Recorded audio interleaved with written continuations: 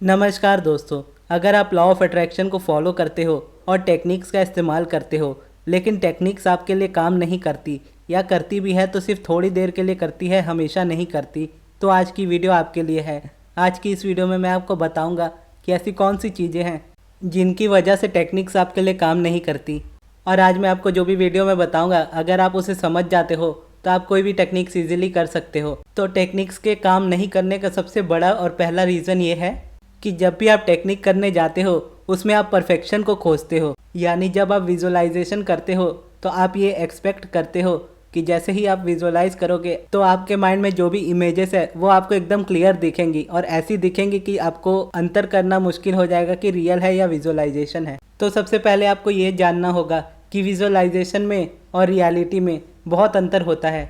और जब आप विजुअलाइज करते हो तो आपको खुद को ये बात पता होनी चाहिए कि आप विजुअलाइज कर रहे हो।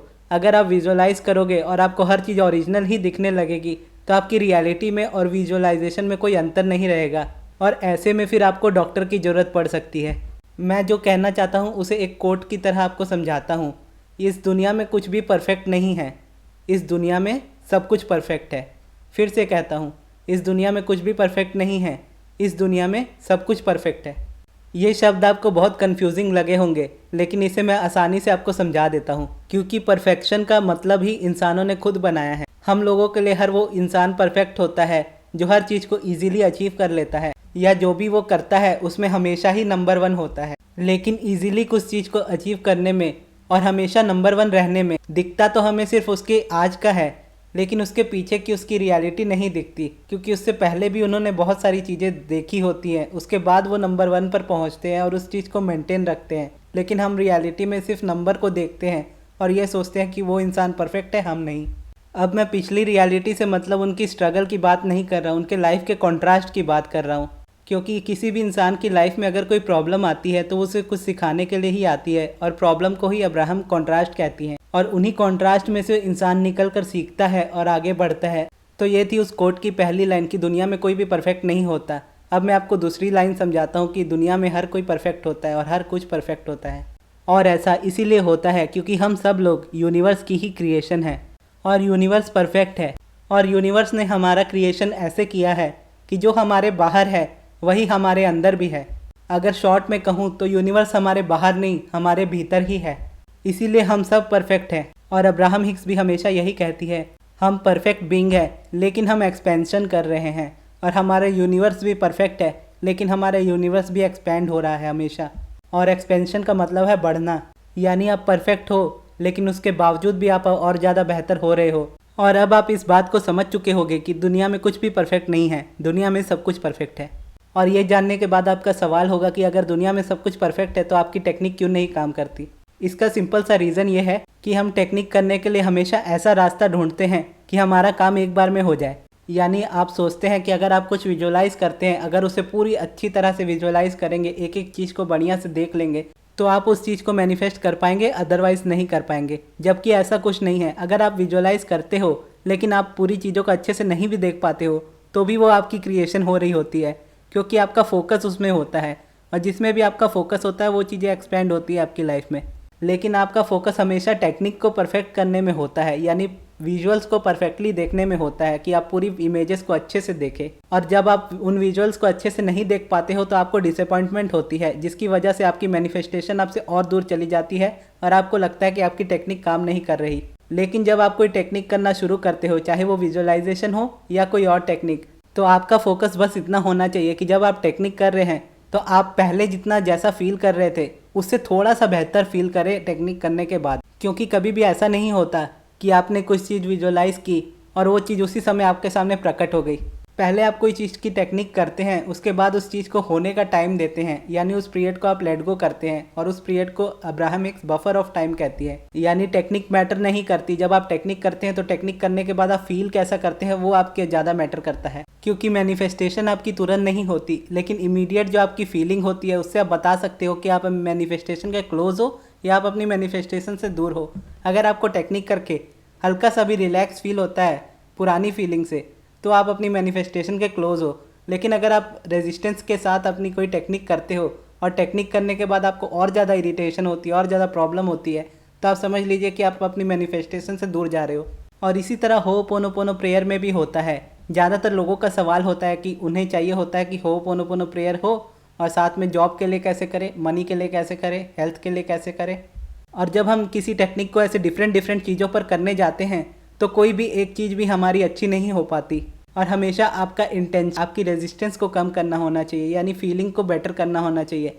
जैसे अगर आप होपोनोपोनो कर रहे हो और अभी बहुत ज़्यादा रेजिस्टेंस में हो, लेकिन अगर आप होपोनोपोनो करने के बाद 10% भी रेजिस्टेंस को कम करते हो तो भी आप अपनी मैनिफेस्टेशन के क्लोज हो। और अगर आप होपोनोपोनो करते हो अपनी जॉब के लिए या अपने बिजनेस के लिए, अपनी हेल्थ के लिए, लेकिन उसे करने के बाद आपको गिल्ट फील होता है या आपको और ज़्यादा रेजिस्टेंस फील होता है, तो आप अपनी मैनिफेस्टेशन से दूर हो और उसे करने का कोई भी मतलब नहीं है।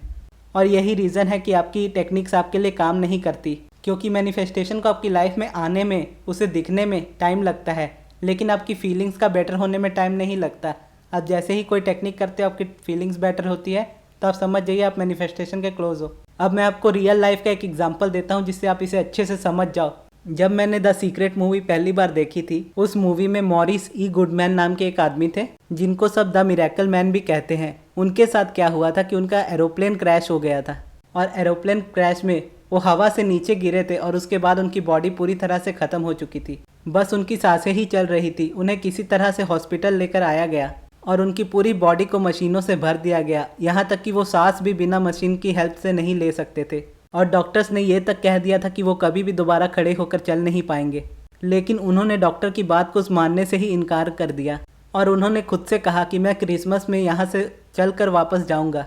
और बस वो अपने माइंड में खुद को चलते हुए देखने लगे और उस क्रिएशन को पूरी तरह से करने लगे और उन्होंने पूरी तरह से रियलिटी को इग्नोर कर दिया और वो हमेशा ज़्यादातर टाइम अपना इमेजिनेशन में ही रहते थे और हमेशा खुद को चलते हुए देखते थे। और उन्होंने इतनी ज़्यादा इसकी प्रैक्टिस की थी कि जब क्रिसमस आया तो वो खुद अपने पैरों पर चलते हुए वहाँ से हॉस्पिटल से बाहर निकले और यह देखकर डॉक्टर्स भी हैरान रह गए। उन्हें यकीन नहीं हुआ कि ये कैसे हो सकता है। अब आप खुद सोचो कि जब मॉरिस ई गुडमैन के साथ ऐसा एक्सीडेंट हुआ होगा इतना बड़ा, जब हवाई जहाज से वो नीचे गिरे और उनकी पूरी बॉडी पर इतने सारे मशीन्स को लगाया गया, तो क्या उनके लिए आसान रहा होगा ये विजुअलाइज करना कि वो खुद चलकर अपने पैरों से निकल रहे हैं क्रिसमस वाले दिन हॉस्पिटल से बाहर। बस उन्होंने इंटेंशन बनाई कि उन्होंने ऐसे निकलना है हॉस्पिटल से चलते हुए, और वो भी खुद के पैरों पर चलते हुए। हो सकता है आप बोले कि ये सिर्फ एक ही स्टोरी है, ऐसा सिर्फ एक ही बार हुआ होगा, दोबारा नहीं हुआ होगा, लेकिन ऐसा नहीं है। एक और राइटर है, उनका नाम है हैल एलरोड, वो द मिरेकल मॉर्निंग नाम की बुक के ऑथर हैं। उनका भी रोड एक्सीडेंट हुआ था और उनके साथ भी कुछ ऐसा ही हुआ था, लेकिन उन्होंने भी सिर्फ इसी तरह विजुअलाइज किया था और अपनी इंटेंशन को हमेशा स्ट्रॉन्ग रखा था और बाहर की चीज़ों को एकदम इग्नोर कर दिया था।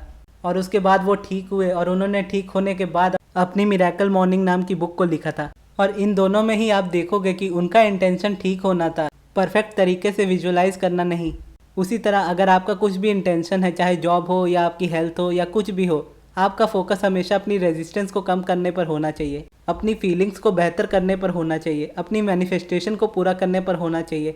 आपका ये इंटेंशन बिल्कुल नहीं होना चाहिए कि आप होपोनोपोनो प्रेयर को करो कैसे।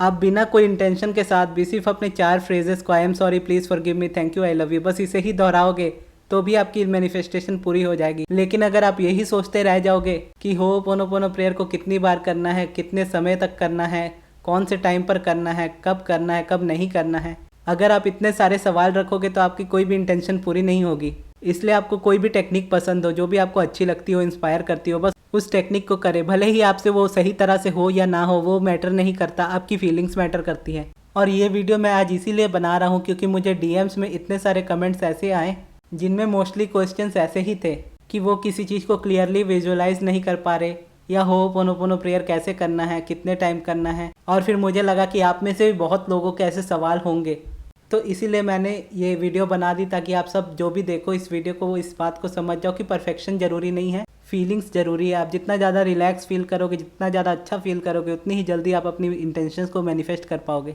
हो सकता है आपको ये वीडियो पूरी तरह से समझ में नहीं आई हो, और अगर ऐसा है तो आप वीडियो को 2-3 बार देख लीजिएगा, आप समझ जाओगे। क्योंकि मैं स्क्रिप्ट लिखकर वीडियोस नहीं बनाता, इसीलिए मुझे भी ये वीडियो बनाने में बहुत टाइम लगा, और कैसे ईजी से ईजी मैं एक्सप्लेन कर पाऊँ उसकी मैंने पूरी इसमें कोशिश की। तो आपको ये वीडियो कैसी लगी कमेंट बॉक्स में ज़रूर बताइएगा, और इस वीडियो को यहाँ तक देखने के लिए धन्यवाद।